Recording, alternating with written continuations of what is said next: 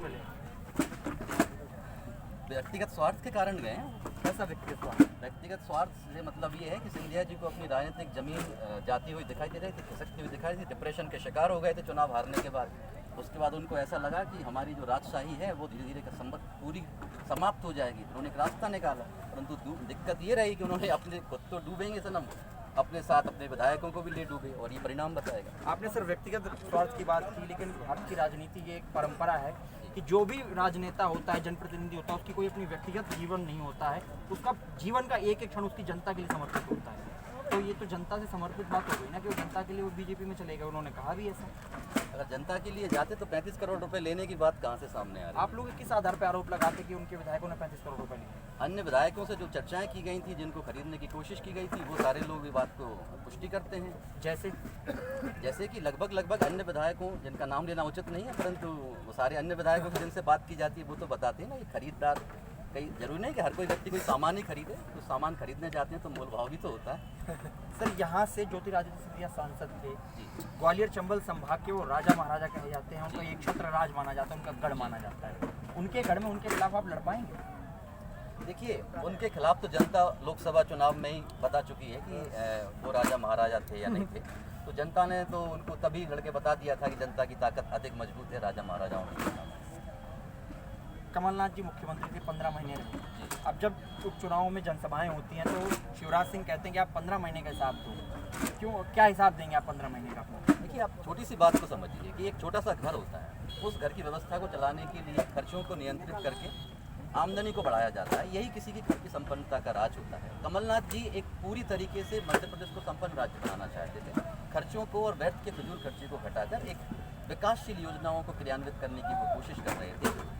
इसके बदले में अगर शिवराज सिंह जी को देखेंगे तो प्रचार प्रसार और केवल फिजूल खर्ची और इधर उधर की लफंगी बातें, अगर मैं उनको कहूँ कि लच्छेदार बातें, और नारियल लेके घूमना, झूठी घोषणाएं करना, 21,000 घोषणाओं को भी अभी लंबित हैं, तो इस तरह की बातों से प्रदेश नहीं चलता है। कर्ज की बात है तो 15-15 हज़ार करोड़ तक भी कर्ज वो लगातार लेते रहे हैं, लेते चल रहे हैं। ट्रांसफर उद्योग उन्होंने बना लिया और ट्रांसफ़र लगातार किए हैं।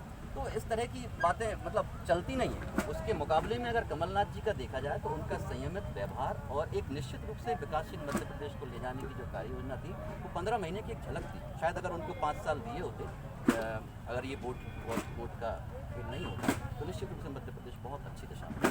सर, गुना, अशोकनगर, शिवपुरी क्षेत्र को देखें तो ये कृषि प्रधान क्षेत्र कहा जाता है, और लेकिन सबसे बड़ी यहाँ की दुर्दशा ये है कि यहाँ का किसान सबसे ज़्यादा परेशान है। यहाँ के बच्चे सबसे ज़्यादा कुपोषित बच्चों में गिने जाते हैं। यहाँ पर कोई कृषि विश्वविद्यालय नहीं, यहाँ पर कोई महिला विश्वविद्यालय, महिला विद्यालय नहीं है, ऐसा क्यों? देखिए, यहाँ पे इसका जो कारण है वो यह है कि यहाँ पे राज महाराजाओं का राज रहा, और ऐसी स्थिति में जनता को शोषित, दलित और अनपढ़ अगर वो रखेंगे तभी उनकी जनता वोट करती है। जनता जब जब जागती है तब तक महाराजाओं के शासन का अंत हो जाए, और वो हुआ।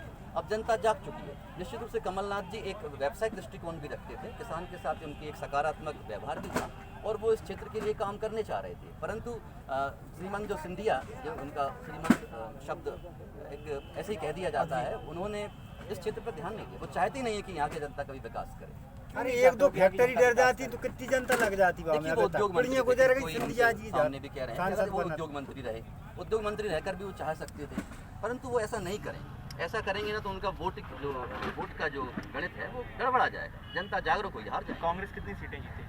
कांग्रेस, मेरा जो ख्याल है 28 में से 28 सीट जीतेगी, और उसका कारण ये है कि 28 सीटों पर एक ज़बरदस्त इनकम्बेंसी जो फैक्टर है वो बहुत जोर से हावी हुआ है। इस 15 साल का जो पुराना जो कार्यकाल था शिवराज सिंह जी का, वो तो है ही, साथ में 15 महीने का इनका जो सकारात्मक कार्यकाल रहा वो, और उसके साथ साथ अब जो कोरोना काल में उन्होंने दुर्दशा की है आम जन की, वो एक बहुत बड़ा फैक्टर है। लोग इनको नापसंद करते हैं, शक्ल नहीं देखना चाहते, केवल योजनाएं और झुंझुनी बातों करके ये लोग अपनी बातों को रख रहे हैं। आपने कोरोना की बात की, तो कोरोना काल में शुरुआत जब अप्रैल में बात चल रही थी तो मौजूदा मुख्यमंत्री शिवराज सिंह ने कहा था कि यहाँ पर कोरोना से बचने की तैयारी नहीं चल रही थी, जबकि आईफा की कराने की तैयारी चल रही थी। क्या कहेंगे इस पर आप?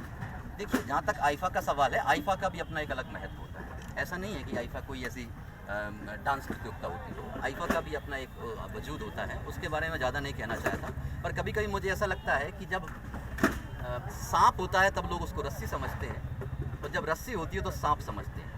तो कभी कभी ऐसा लगता है कि जब वो रस्सी थी तब लोगों ने उसको, प्रशासन ने उसको लोगों ने सांप समझ के लोगों पे किया। जब कोरोना नहीं था तब इन आम जनताओं को मारा गया, पीटा गया।